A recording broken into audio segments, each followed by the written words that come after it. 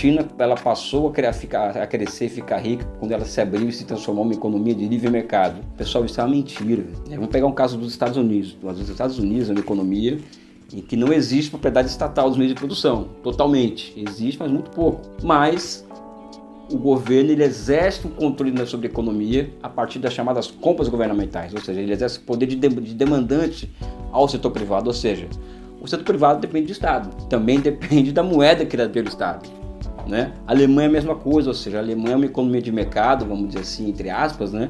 Altamente controlada pelo Estado, ou seja, uma economia que funciona à base dos interesses do Estado. É o Estado que comanda, vamos dizer assim, os destinos da economia alemã, por exemplo. É evidente que é diferente, é o setor privado, não existe setor estatal como na China, né? Mas o poder do Estado alemão, por exemplo, sobre a economia alemã é muito grande.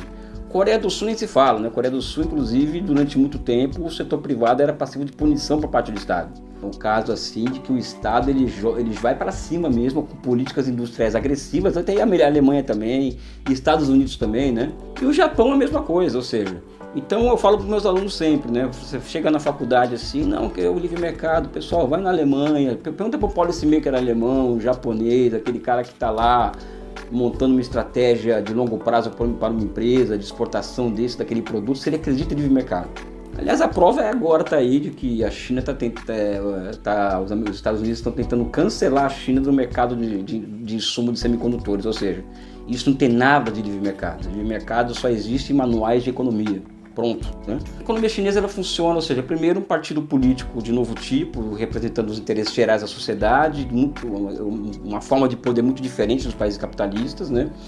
E esse poder político ele tem como base material, vamos dizer assim, como expressão do seu poder político, 96 grandes conglomerados empresariais estatais. Isso significa que a economia chinesa, os seus setores estratégicos, ou seja, quando eu falo setor estratégico, estou falando daquele setor que gera ciclos de acumulação, aquele que gera demanda para o setor privado da economia, que existe na China sim, não é? Aquele que executa, vamos dizer assim, as grandes tarefas de Estado, não é?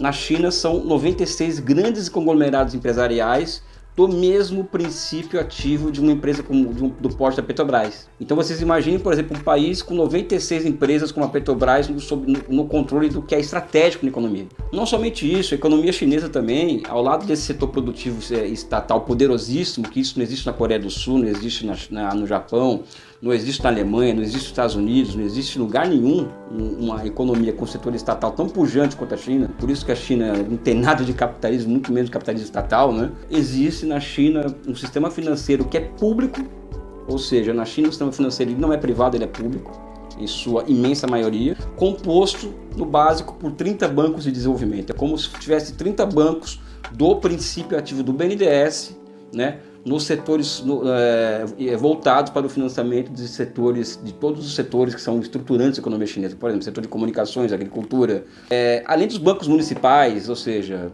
um exemplo que eu sempre dou aqui, né, porque banco ele cria moeda, né? E agora eu vou abrir um parênteses aqui.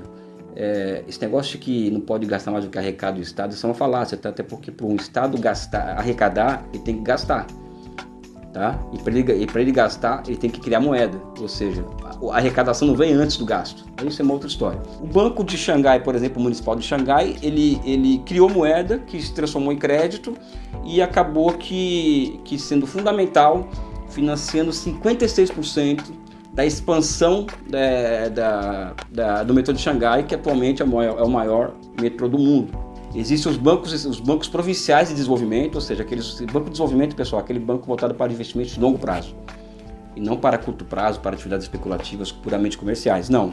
Na China, os bancos eles têm essa característica de serem bancos voltados para o longo prazo. Ou seja, a junção desses bancos de desenvolvimento de longo prazo com, vamos dizer assim, um Estado guiado por um partido comunista, que significa de ser um Estado guiado pela ciência, mais esse setor público poderoso na economia chinesa, explica por que a China cresce há 40 anos sem crise. Porque o Estado ele controla o que é fundamental na economia.